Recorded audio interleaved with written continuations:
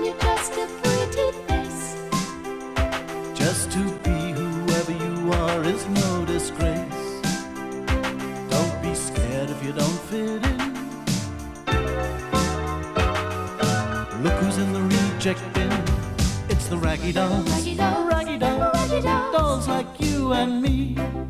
Raggy Dolls. Raggy Dolls. Raggy Dolls. Raggy Dolls. Made him perfectly. So if you got a bump on your nose or lumps on your toes, do not despair. Be like the Raggy Dolls and say I just don't care. 'Cause Raggy Dolls, Raggy Dolls. Raggy Dolls, Raggy are Dolls. happy just to be Raggy Dolls, Raggy Dolls, dolls like you and me. The Raggy Dolls were cruising the Mediterranean, on honeymoon with Mr. and Mrs. Grimes. And now they were visiting Rome, the ancient and famous city built on 7 hills around the river Tiber. This most historic of places had lots of sights to see, and from the roof rack of the tour bus, the Raggy Dolls were getting a splendid view, even if they did have to hide amongst the luggage. They had been to St. Peter's Square and seen the mighty dome of the church, and just below, the balcony where the Pope comes out and waves. They had marvelled at the paintings of Michelangelo in the Sistine Chapel. They had even managed to climb up the scaffolding where the general public are not allowed to go. Now they looked down from the roof of the bus on the world-famous Trevi Fountain, where for centuries lovers have thrown coins into the water and made a wish. They could see the newlyweds, Mr. and Mrs. Grimes, standing by the water's edge, along with the other tourists. "Oh," sighed Princess, "I think Rome is so romantic." "Is that where the word comes from?" asked Lucy. "You know, Rome, Roman, romantic." Could be, said Dotty. Lots of words we use come from the Roman language. "Regardez, mes amis," said Claude. "Toujours l'amour, n'est-ce pas?" Mr. and Mrs. Grimes were holding hands. "They're going to make a wish," stammered Hi-Fi. Poor old Grimesy, chuckled Back to Front. He hates to part with money. Mr. Grimes tossed a small coin into the fountain. "I wonder what they've wished for," Said Lucy. I wish I could get something to eat, Moaned Sadsack. I'm starving. Just then, the guide announced they would be moving on to the Colosseum, and the tourists slowly made their way back to the bus. Driving through the streets of Rome, the Raggy Dolls couldn't help noticing all the stray cats. There were cats in doorways, cats on balconies, cats on rooftops, cats in alleyways. "I've never seen so many stray cats," remarked Dotty. But all Sadsack could think about was food. Oh, what I'd give for a pizza right now, he thought, with all the toppings, mozzarella, pepperoni, green peppers, olives, prawns. At last, the bus stopped outside the Colosseum, scene of the infamous games of ancient Rome. "Come on," said Dotty, "let's take a look around."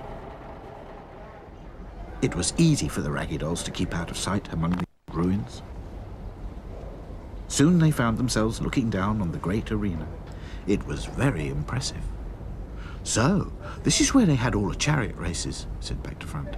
"And where gladiators fought to death," stuttered Hi-Fi. "Not to mention the throwing of people to the lions," added Claude grimly. "It must have been awful," said Princess. "If I'd been Empress, I would not have allowed it." "I don't know how they could have been so cruel," said Lucy. "Neither do I," said Dotty. It was strange how such an old place, now almost in ruins, could still stir the imagination. Poor old Sadsack, still hungry, stared at the big, round arena, and it began to look more and more like an enormous pizza. And he was standing in the middle of it. Suddenly, Mozzarella Lions got up and roared. Slices of green pepper joined together again to form a chariot with black olive wheels. Gladiator prawns with pasta shell helmets and pepperoni shields waved their anchovy swords and began to advance on Sadsack. He tried to run, but his feet kept slipping on the tomato. Oh no, he thought, what's happening? Then the fiercest of all the prawn gladiators called out. Hey, you, come here. We need someone to pull our chariot. I can't, moaned Sadsack. My feet keep slipping on the tomato. I beg your pardon, said Dotty. Sadsack blinked, and instantly the horrible creatures disappeared. What are you talking about? I saw mozzarella lions and prawn gladiators, babbled Sadsack. Where? Said Lucy, looking around anxiously. Down there, said Sadsack, pointing to the great arena. You've been daydreaming again, said Dotty. Come on, chaps, we don't want to miss the bus. On their way back to the bus, the Raggy Dolls saw even more stray cats, but one of them in particular seemed very upset. Oh, Mamma Mia! Mamma Mia! She wailed. Is something wrong? Asked Dotty. Si, I have lost my bambino. He is molto piccolo. Have you seen him? No, said Dotty. At least I don't think so. What does he look like? His name is Luigi. He's a black with a white face and a white feet. Oh, Mamma Mia! What can I do?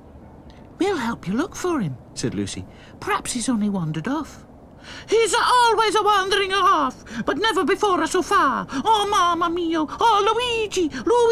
Just wait till I get you home. The Raggy Dolls looked everywhere, but there was no sign of Luigi. All the other stray cats were looking for him too. Luigi? Hey, Luigi! Luigi!